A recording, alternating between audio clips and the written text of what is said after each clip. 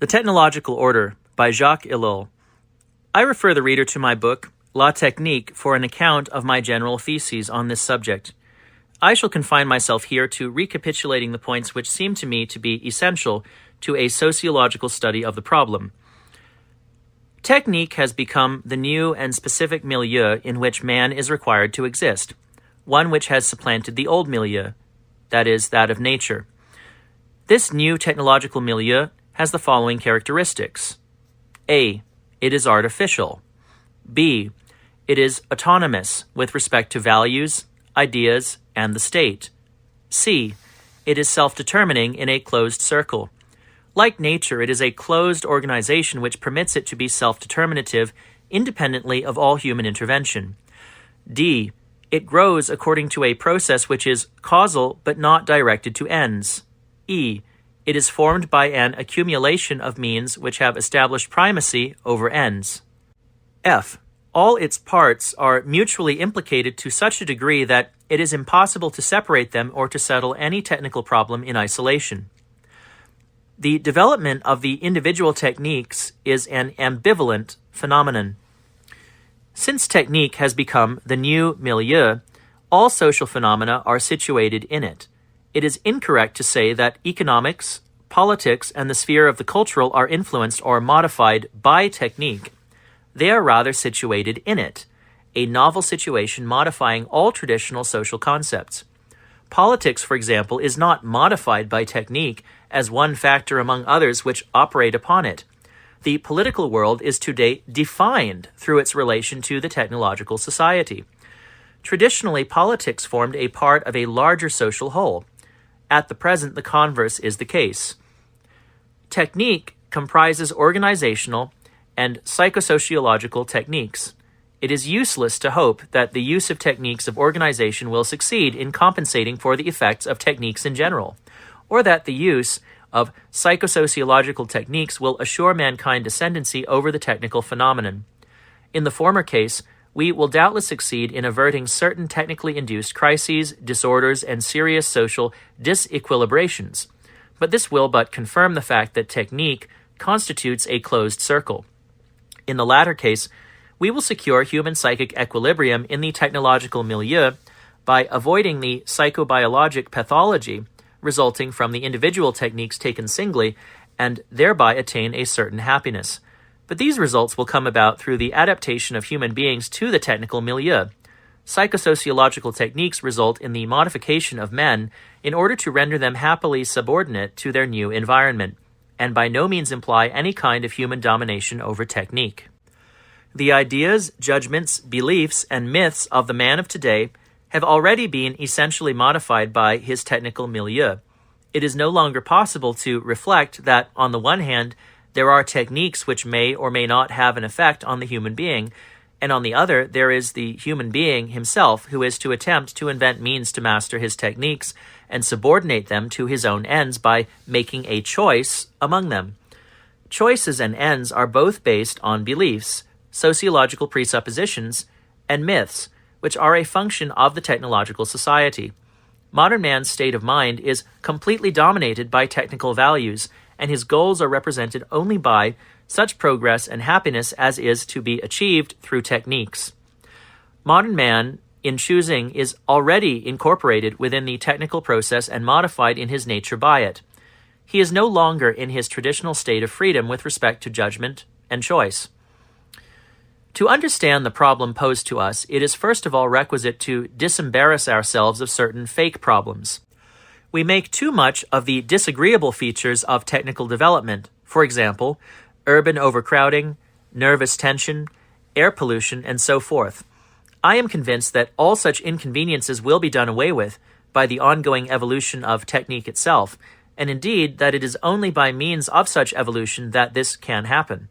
The inconveniences we emphasize are always dependent on technical solutions, and it is only by means of techniques that they can be solved. This fact leads to the following two considerations. A. Every solution to some technical inconvenience is able only to reinforce the system of techniques in their ensemble. B.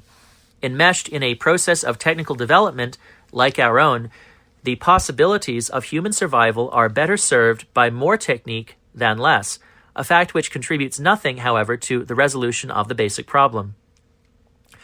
We hear too often that morals are being threatened by the growth of our techniques. For example, we hear of greater moral decadence in those environments most directly affected technically, say in working class or urbanized milieu. We hear too of familial disintegration as a function of techniques. The falseness of this problem consists in contrasting the technological environment with the moral values inculcated by society itself. The presumed opposition between ethical problematics and technological systematics probably at the present is, and certainly in the long run will be, false.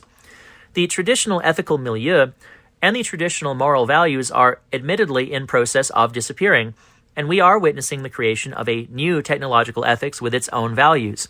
We are witnessing the evolution of a morally consistent system of imperatives and virtues, which tends to replace the traditional system.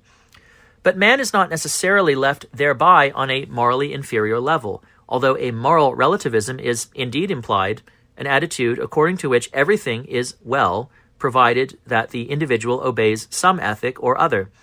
We could contest the value of this development if we had a clear and adequate concept of what good in itself is. But such judgments are impossible on the basis of our general morality.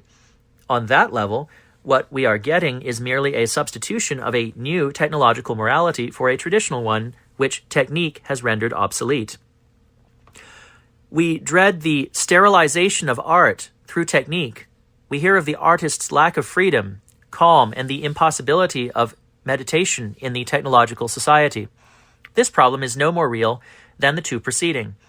On the contrary, the best artistic production of the present is a result of a close connection between art and technique.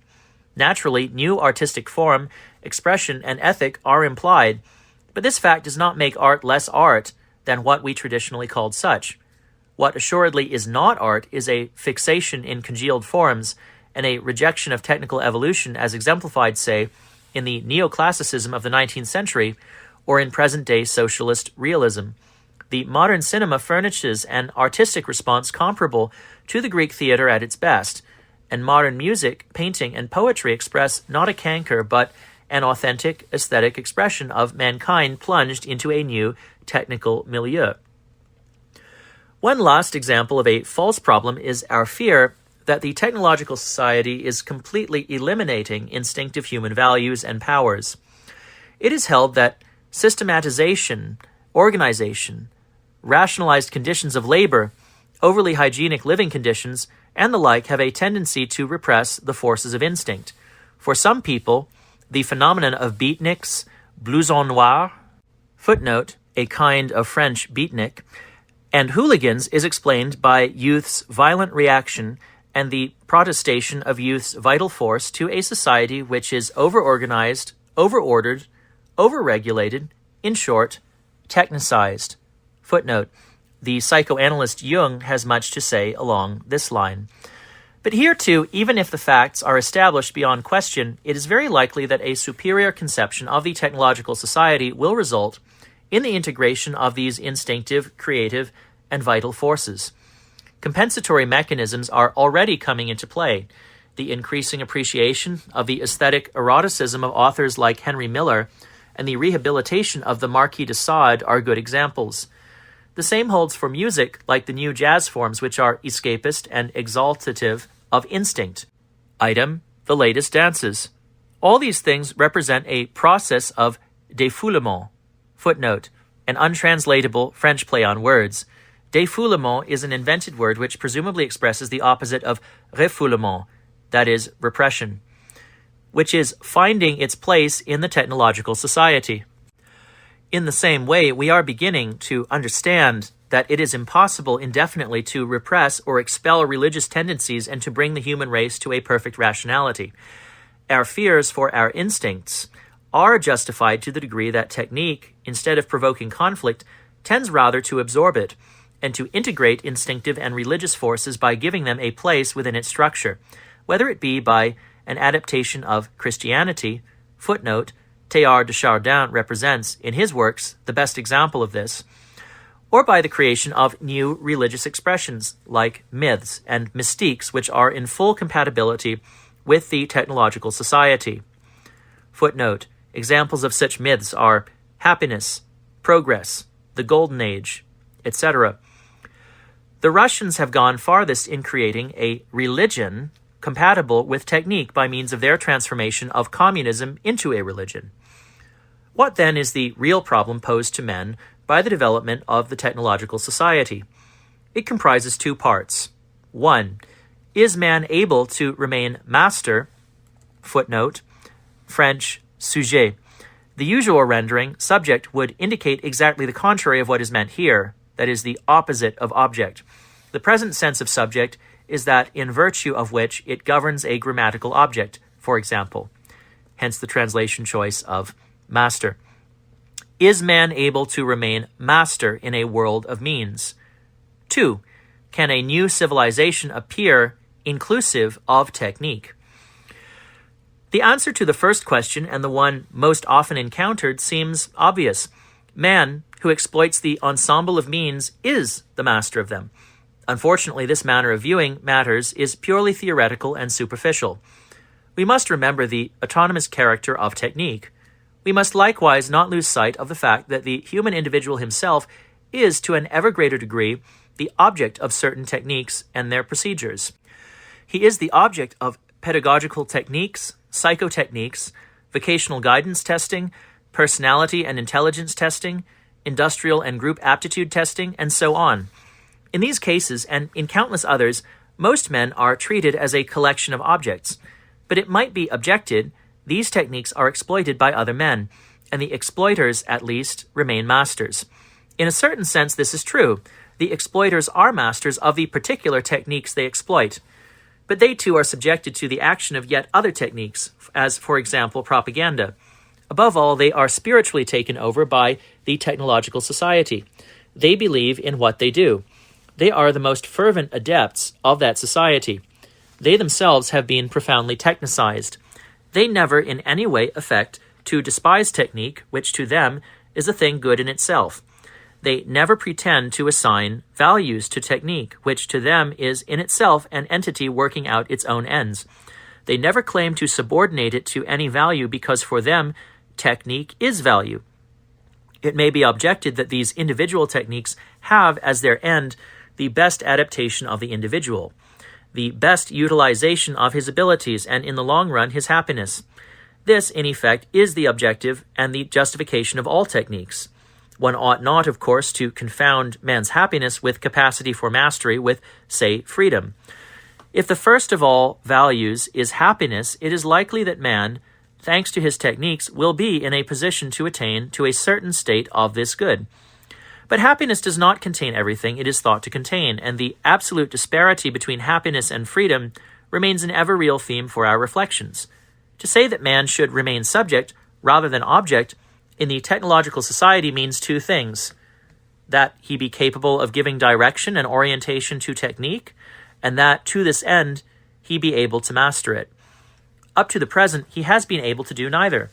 As to the first, he is content passively to participate in technical progress, to accept whatever direction it takes automatically, and to admit its autonomous meaning.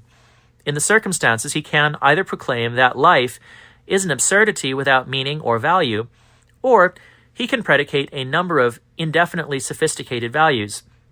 But neither attitude accords with the fact of the technical phenomenon any more than it does with the other.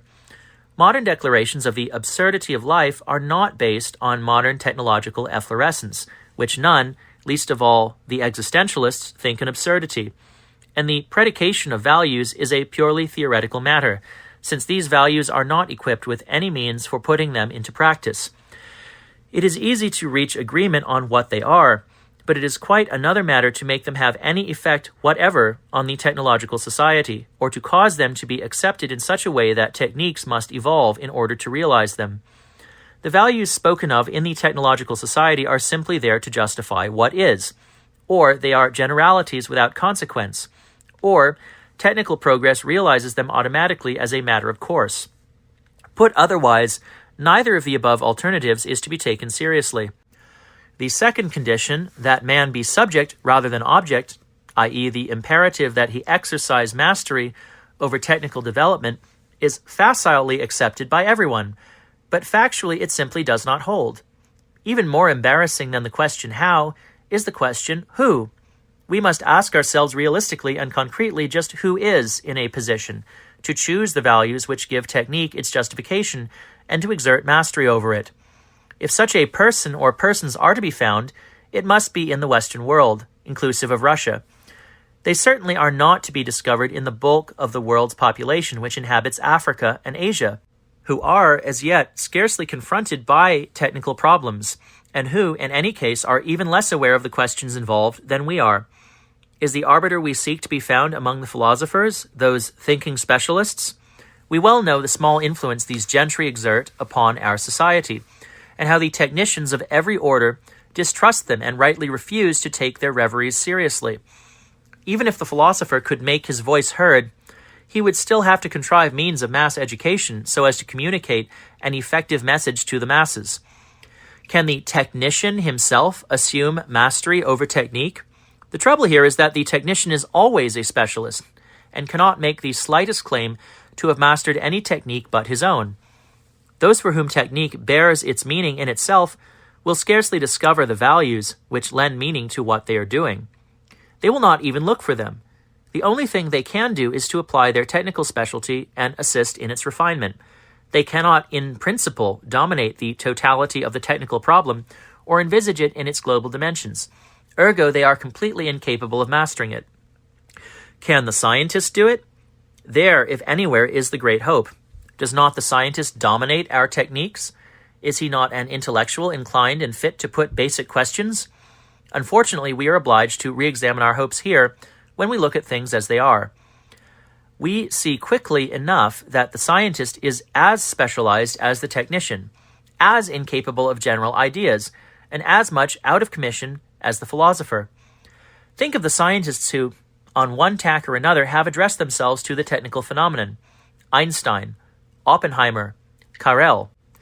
It is only too clear that the ideas these gentlemen have advanced in the sphere of the philosophic or the spiritual are vague, superficial, and contradictory in extremis. They really ought to stick to warnings and proclamations, for as soon as they essay anything else, the other scientists and the technicians rightly refuse to take them seriously, and they even run the risk of losing their reputations as scientists. Can the politician bring it off? In the democracies, the politicians are subject to the wishes of their constituents who are primarily concerned with the happiness and well-being which they think technique assures them. Moreover, the further we get on, the more a conflict shapes up between the politicians and the technicians. We cannot here go into the matter which is just beginning to be the object of serious study. But it would appear that the power of the politician is being and will continue to be outclassed by the power of the technician in modern states. Only dictatorships can impose their will on technical evolution. But on the one hand, human freedom would gain nothing thereby, and on the other, a dictatorship thirsty for power has no recourse at all but to push toward an excessive development of various techniques at its disposal. Any of us? An individual can doubtless seek the soundest attitude to dominate the techniques at his disposal. He can inquire after the values to impose on techniques in his use of them, and search out the way to follow in order to remain a man, in the fullest sense of the word, within a technological society. All this is extremely difficult, but it is far from being useless, since it is apparently the only solution presently possible. But the individual's efforts are powerless to resolve in any way the technical problem in its universality. To accomplish this would mean that all men adopt the same values and the same behavior. The second real problem posed by the technological society is whether or not a new civilization can appear which is inclusive of technique. The elements of this question are as difficult as those of the first. It would obviously be vain to deny all the things that can contribute something useful to a new civilization: security, ease of living, social solidarity, shortening of the work week, social security, and so forth. But a civilization in the strictest sense of the term is not brought into being by all these things. A threefold contradiction resides between civilization and technique of which we must be aware if we are to approach the problem correctly. A. The technical world is the world of material things. It is put together out of material things and with respect to them. When technique displays any interest in man, it does so by converting him into a material object. The supreme and final authority in the technological society is fact, at once ground and evidence. And when we think on man as he exists in this society, it can only be as a being immersed in a universe of objects, machines, and innumerable material things.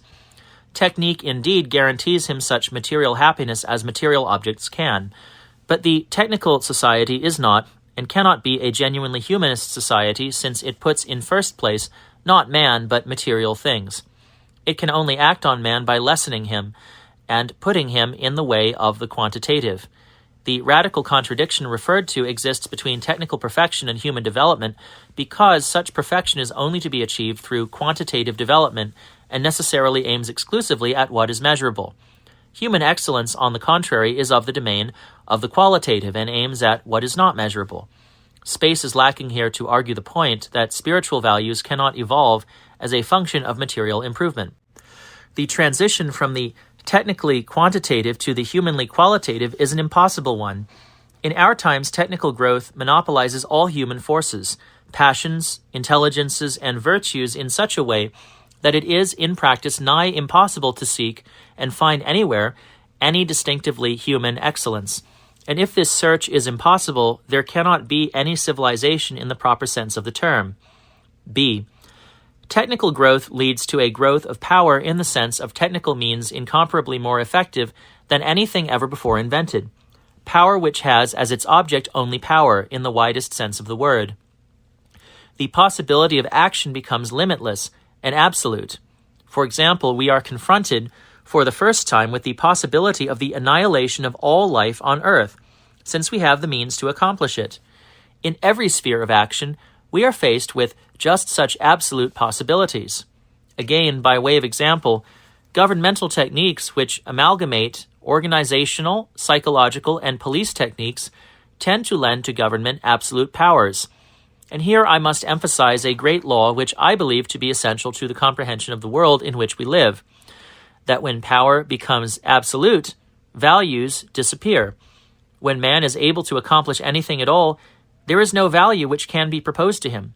When the means of action are absolute, no goal of action is imaginable.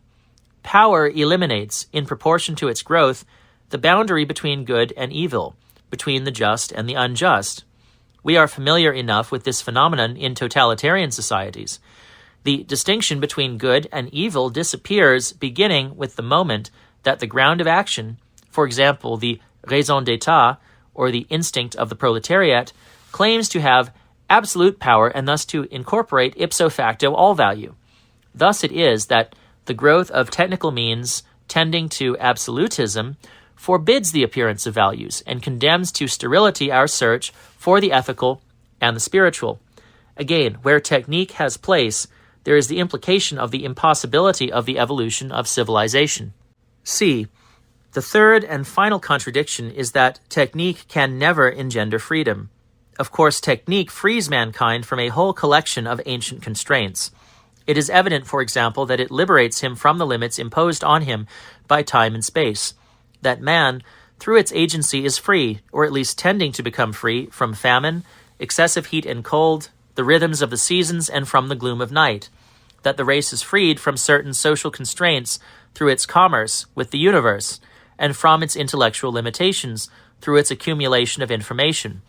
But is this what it means really to be free? Other constraints, as oppressive and rigorous as the traditional ones, are imposed on the human being in today's technological society through the agency of technique.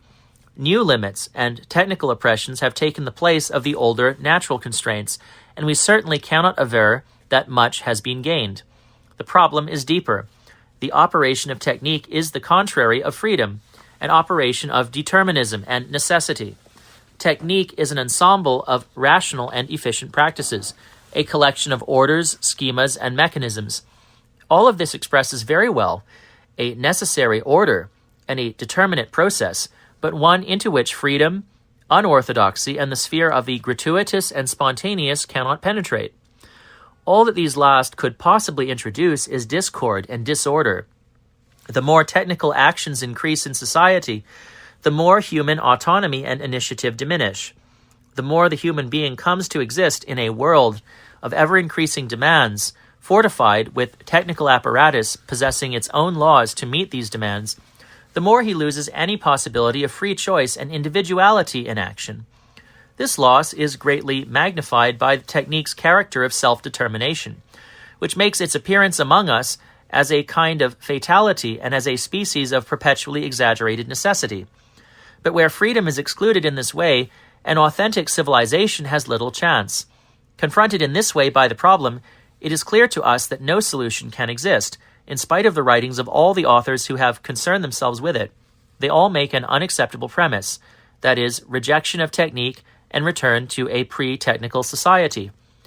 One may well regret that some value or other of the past, some social or moral form, has disappeared.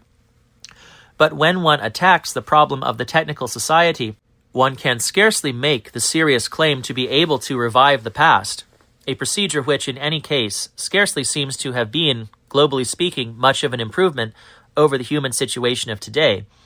All we know with certainty is that it was different, that the human being confronted other dangers, errors, difficulties, and temptations. Our duty is to occupy ourselves with the dangers, errors, difficulties, and temptations of modern man in the modern world. All regret for the past is vain. Every desire to revert to a former social stage is unreal. There is no possibility of turning back, of annulling, or even of arresting technical progress. What is done is done. It is our duty to find our place in our present situation and in no other. Nostalgia has no survival value in the modern world and can only be considered a flight into dreamland. We shall insist no further on this point. Beyond it, we can divide into two great categories the authors who search for a solution to the problem posed by technique. The first class is that of those who hold that the problem will solve itself.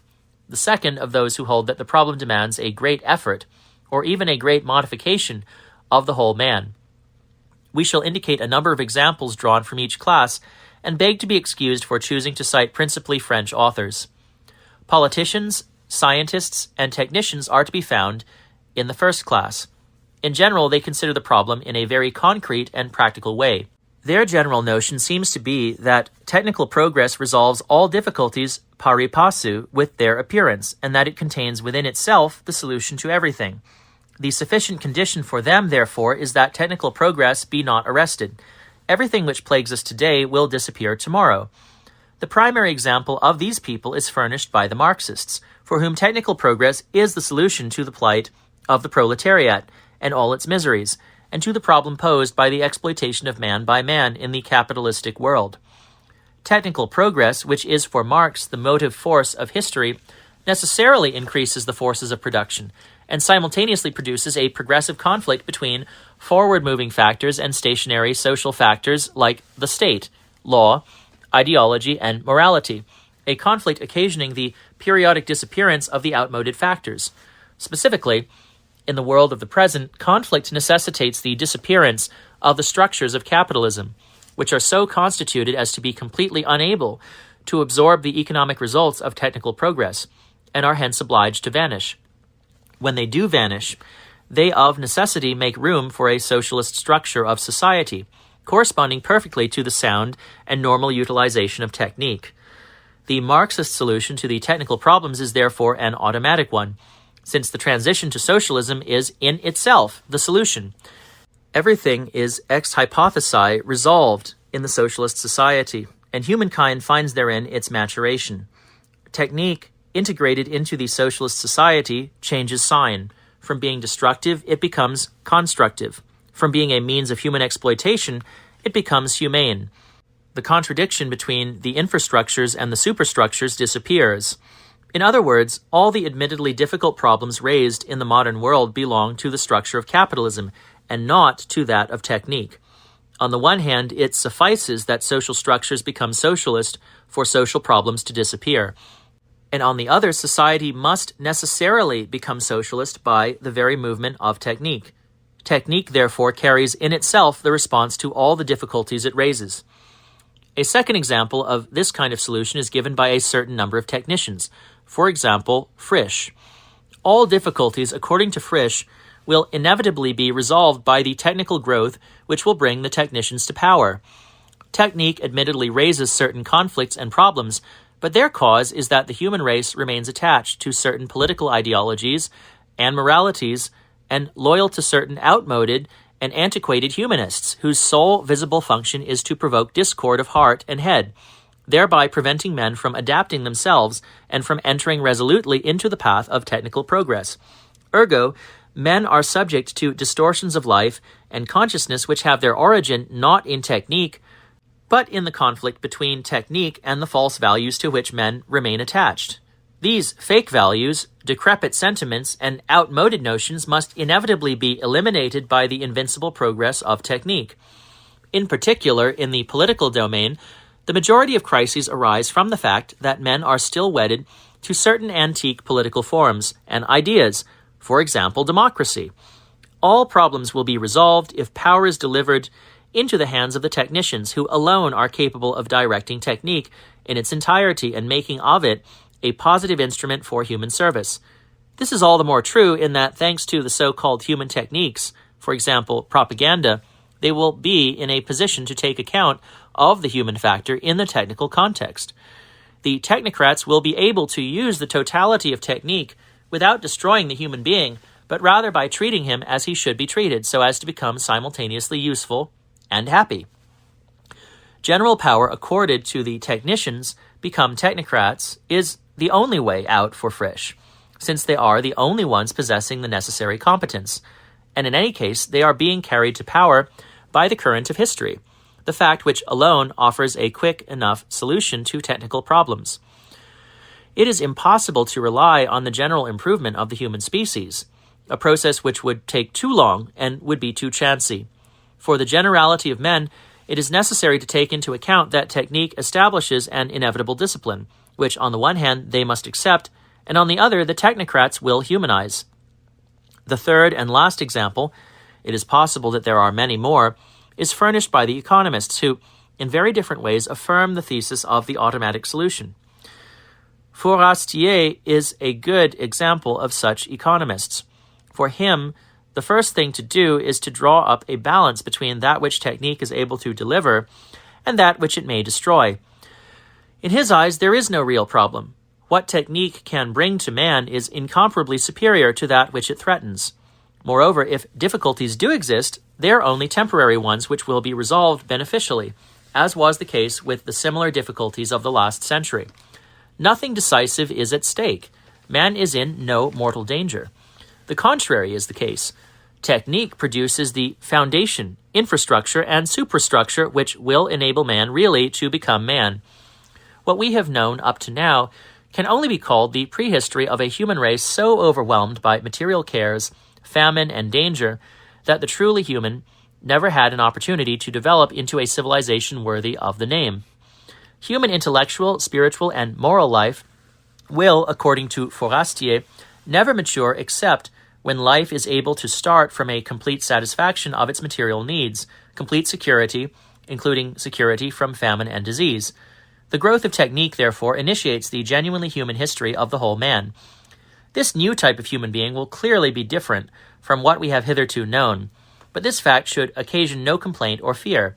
The new type cannot help being superior to the old in every way, after all the traditional and exclusively material obstacles to his development have vanished. Thus, progress occurs automatically, and the inevitable role of technique will be that of guaranteeing such material development as allows the intellectual and spiritual maturation of what has been, up to now, only potentially present in human nature. The orientation of the other group of doctrines affirms, on the contrary, that man is dangerously imperiled by technical progress, and that human will, personality, and organization must be set again to rights if society is to be able to guard against the imminent danger.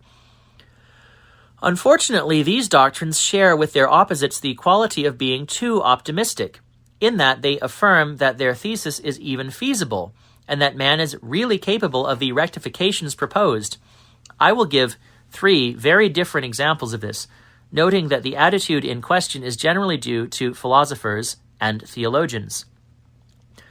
The orientation of Einstein and the closely related one of Jules Romain are well known. That is, that the human being must get technical progress back again into his own hands, admitting that the situation is so complicated and the data so overwhelming that only some kind of superstate can possibly accomplish the task. A sort of spiritual power integrated into a world government in possession of indisputable moral authority might be able to master the progression of techniques and to direct human evolution. Einstein's suggestion is the convocation of certain philosopher-scientists, whereas Romain's idea is the establishment of a supreme court of humanity. Both of these bodies would be organs of meditation, of moral quest, before which temporal powers would be forced to bow. One thinks in this connection of the role of the papacy in medieval Christianity vis-a-vis the temporal powers. A second example of this kind of orientation is given by Bergson at the end of his work, The Two Sources of Morality and Religion. According to Bergson, initiative can only proceed from humanity, since in technique there is no force des choses. Technique has conferred disproportionate power on the human being, and a disproportionate extension to his organism. But in this disproportionately magnified body, the soul remains what it was, i.e. too small to fill it and too feeble to direct it, hence the void between the two. Bergson goes on to say that this enlarged body awaits a supplement of soul. The mechanical demands the mystical, and that technique will never render service proportionate to its powers unless humanity, which has bent it earthwards, succeeds by its means in reforming itself and looking heavenwards. This means that humanity has a task to perform, and that man must grow proportionately to his techniques, but that he must will it, and force himself to make the experiment. This experiment is, in Bergson's view, a possibility, and is even favored by that technical growth which allows more material resources to men than ever before. The required supplement of soul is therefore of the order of the possible, and will suffice for humans to establish mastery over technique. The same position, it may be added, has in great part been picked up by Emmanuel Mounier. A third example is afforded by a whole group of theologians, most of them Roman Catholic. Man, in his actions in the domain of the technical, is but obeying the vocation assigned him by his Creator. Man, in continuing his work of technical creation, is pursuing the work of his Creator. Thanks to technique, this man, who was originally created insufficient, is becoming adolescent. He is summoned to new responsibilities in this world which do not transcend his powers, since they correspond exactly to what God expects of him. Moreover, it is God himself who, through man, is the creator of technique, which is something not to be taken in itself, but in its relation to its creator. Under such conditions, it is clear that technique is neither evil nor fraught with evil consequences. On the contrary, it is good, and cannot be dangerous to men. It can only become evil to the extent that man turns from God. It is a danger only if its true nature is misapprehended. All the errors and problems visible in today's world result uniquely from the fact that man no longer recognizes his vocation as God's collaborator. If man ceases to adore the creature, i.e. technique, in order to adore the true God, if he turns technique to God and to his service, the problems must disappear. All of this is considered the more true in that the world transformed by technical activity must become the point of departure and the material support of the new creation which is to come at the end of time. Finally, it is necessary to represent by itself a doctrine which holds at the present a place of some importance in the Western world, i.e. that of Father Teilhard de Chardin, a man who was simultaneously a theologian and a scientist. His doctrine appears as an intermediate between the two tendencies already sketched. For Chardin, evolution in general, since the origin of the universe, has represented a constant progression. First of all, there was a motion toward a diversification of matter and of beings. Then there supervened a motion toward unity, i.e., a higher unity. In the biological world, every step forward has been effected when man has passed from a stage of dispersion to a stage of concentration. At the present, technical human progress and the spontaneous movement of life are in agreement and in mutual continuity. They are evolving together toward a higher degree of organization, and this movement manifests the influence of spirit. Matter, left to itself, is characterized by a necessary and continuous degradation. But on the contrary, we note that progress, advancement, improvement do exist, and hence a power contradicting the spontaneous movement of matter, a power of creation and progress exists, which is the opposite of matter, i.e., it is spirit. Spirit has contrived technique as a means of organizing dispersed matter, in order simultaneously to express progress and to combat the degradation of matter. Technique is producing at the same time a prodigious demographic explosion, i.e., a greater density of human population. By all these means, it is bringing forth communion among men, and likewise creating from inanimate matter a higher and more organized form of matter which is taking part in the ascension of the cosmos toward God. Granting that it is true that every progression in the physical and biological order is brought about by a condensation of the elements of the preceding period, what we are witnessing today, according to Chardin, is a condensation, a concentration of the whole human species.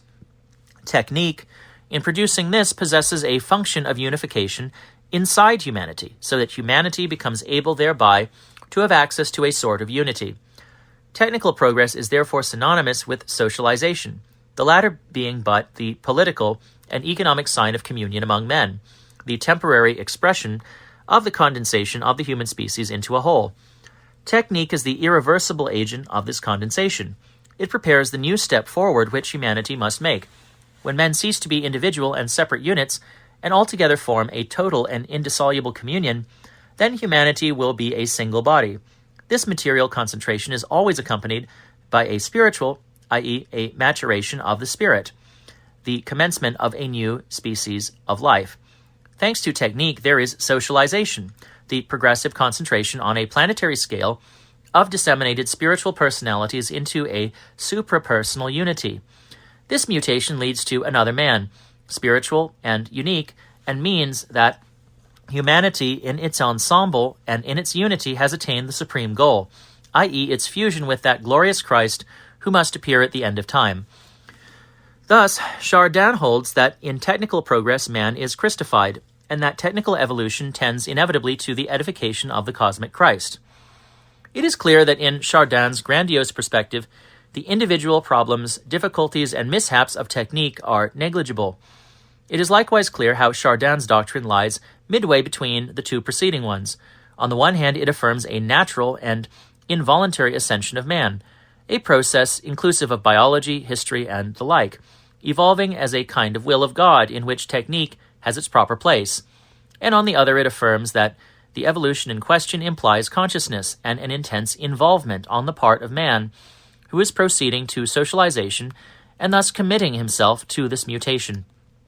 We shall not proceed to a critique of these different theories, but content ourselves with noting that all of them appear to repose on a too superficial view of the technical phenomenon, and that they are practically inapplicable because they presuppose a certain number of necessary conditions which are not given.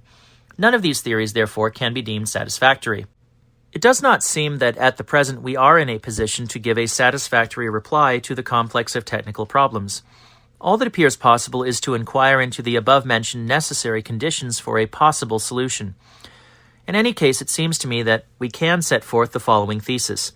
The further technical progress advances, the more the social problem of mastering this progress becomes one of an ethical and spiritual kind. In proportion to the degree that man extricates himself from the domain of the material, dominates it, and multiplies thereby the means of exploiting matter, the problem ceases to be one of human possibilities and limits, and becomes one rather of knowing which man or group of men will exploit technical means and what will be the enabling moral and spiritual qualities. In this point, I am not far from that, for example, of Bergson.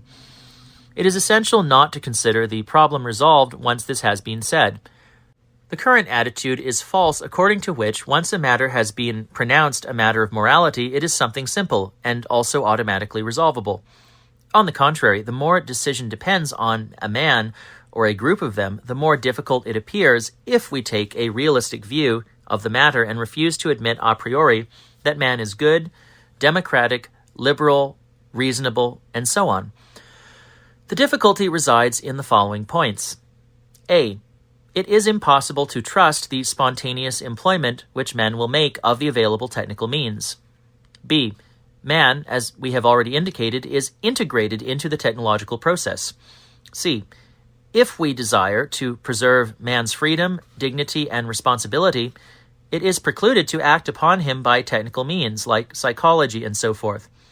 To transform a man into a reasonable being and a good exploiter of techniques through certain psychological procedures is precisely to destroy him as a spiritual and ethical subject. We are thus caught in a dilemma before the decisive question, the question which may well be the penultimate one. With this preliminary, what are these necessary conditions? I shall note them as they appear to me at the present, starting from that which is more general and working toward that which is more particular. The first thing needed is a correct diagnosis and an effort to achieve a genuine consciousness of the problem. It is necessary to see the situation clearly and to pose the problem correctly if it be desired to know just what is to be done and if adequate answers are to be forthcoming. Inexact formulation of the problem affords no hope of getting a solution. The diagnostic element, on which I do not insist, must be accompanied by a becoming conscious, by passing from the intellectual to the existential, which means that mankind must accept the fact that his existence is engaged and involved in this venture, and that his very freedom is at stake. It is necessary to become conscious of the fact that in every domain technique has established stricter and stricter domination over the human being. But this consciousness must not be negative. No scientific determinism or divine fatalism before which man can only bow and confess himself unfree. On the contrary, it must be recognized that man qua free is subject to constraints and determinations which his vocation to be free must make him combat and rise clear of. But to the extent that man clings to the illusion of the present that he is free and uses the vocabulary of freedom, conceiving liberty as inalienable, or to the extent that he holds to the conviction that all will be well, though he sees that the technique actually diminishes the area of freedom and dreams that possibilities of freedom still exist, in all these cases his natural inertia is leading him to accept a condition of slavery and to pay for his technological happiness with his freedom. It is only by making men conscious to what degree they have become slaves in becoming happy that there is any hope of regaining liberty by asserting themselves, perhaps at the cost of much sacrifice over the technique which has come to dominate them. Short of attaining to such consciousness, there is no reason for any human being to lift a finger to secure mastery over his technology. A second essential element consists in ruthlessly destroying the myth of technique, i.e. the whole ideological construction and the tendency to consider technology something possessing sacred character. Intellectuals attempt to insert the technical phenomenon into the framework of their respective intellectual or philosophical systems by attributing to it a quality of supreme excellence. For example, when they demonstrate that technique is an instrument of freedom, or the means of ascent to historical destiny, or the execution of a divine vocation, and the like. All such constructions have the result of glorifying and sanctifying technique and of putting the human being at the disposal of some indisputable historical law or other. A further aspect of this element is the sacred, i.e. the human tendency spontaneously to attribute sacred value to what so manifestly possesses transcendent power. Technique, in this view, is not solely an ensemble of material elements, but that which gives meaning and value to life, allowing man not only to live, but to live well. Technique is intangible and unattackable precisely because everything is subject and subordinate to it. Man unconsciously invests with a holy prestige that against which he is unable to prevail. It seems to me that the only means to mastery over technique is by way of desacralization and de-ideologization. This means that all men must be shown that technique is nothing more than a complex of material objects, procedures, and combinations, which have as their sole result a modicum of comfort, hygiene, and ease, and that it possesses nothing worthy of the trouble of devoting one's whole life to it, or of commanding an excessive respect, or of reposing in it one's success and honor, or of massacring one's fellow men. Men must be convinced that technical progress is not humanity's supreme adventure, but a commonplace fabrication of certain objects which scarcely merit enthusiastic delirium even when they happen to be Sputniks. As long as man worships technique, there is as good as no chance at all that he will ever succeed in mastering it. A consequence of this is that in practice it is necessary to teach man in his employment of techniques a certain detachment, and independence with respect to them, and humor. It is naturally very difficult to accomplish this, and above all to get him to give up his illusions, not pretending to be completely free with respect to automobiles, television sets, or jobs, when the plain fact is that he is totally enslaved to them. Man must be capable of questioning at every step his use of his technical goods, able to refuse them, and to force them to submit to determining factors other than the technical, say the spiritual. He must be able to exploit all these goods without becoming unduly attached to them, and without becoming convinced that even his most imposing technical conquests are to be taken seriously. Such recommendations must, of course, appear scandalous to contemporary eyes. To affirm that these things have no importance at all, in respect to truth and freedom, that it is a matter of no real importance whether man succeeds in reaching the moon, or curing disease with antibiotics, or upping steel production is really a scandal. As long as man does not learn to use technical objects in the right way, he must remain their slave. What I am saying refers to technique itself, and not to the individual's use of individual techniques. These two problems are situated on different levels. But if the individual cannot attain personal liberty with respect to technical objects, there is no chance that he will be able to respond to the general problem of technique. Let us recall once more that what we are setting forth are certain necessary conditions for finding a solution to the general problem. Everything we have said presupposes an effort at reflection which might be thought of as philosophic. If we admit that the technical adventure is a genuine novelty for the human race, that all that it has excogitated up to now can scarcely be of any use to it at the present, if we admit that it can only be by means of a fundamental and arduous search that we will be able to extricate ourselves from the mess we are in, a truly philosophic reflection will be necessary. But modern philosophic systems like existentialism and phenomenology have small utility because they limit themselves into desuetude with their assertions that philosophy, in principle, can have no purchase on technique. How, in the nature of things, can a philosophy which is nothing more than a research into the meaning of words get any grip on the technical phenomenon? Preoccupation with semantics is the reason why modern philosophy immures itself in a refusal to come to grips with technique. As Ducasse has put it in his Les Techniques et le Philosophe, between the refusal of the philosophers who claim to open up existence to themselves while evading the technical nature of the existent, and the hypocritical humility of the technicians manifested by an ambition stronger than their discipline, some very peculiar enterprises get underway, which might be termed pseudo-philosophies and pseudo-techniques, respectively, and which usurp in man the place of philosophy's absent mediation. Authentic philosophy of real meaning would bring us to precisely that possibility of mediation between man and the technical phenomenon without which any legitimate attitude is inconceivable. But for such a philosophy to exist would mean that philosophy would first have to cease to be a purely academic technique with a hermetically sealed vocabulary, to become again the property of every man who thinks while he is engaged in the business of being alive. Finally, it is necessary to point out the importance of the relation between the technicians and those who try to pose the technical problem. None of the preceding is more difficult than this, since the technicians have become an authoritarian and closed world. They are armed with good consciences, but likewise with the conviction of their essential rightness, and the persuasion that all discourse and reflection of a non-technical nature are verbalisms of no importance.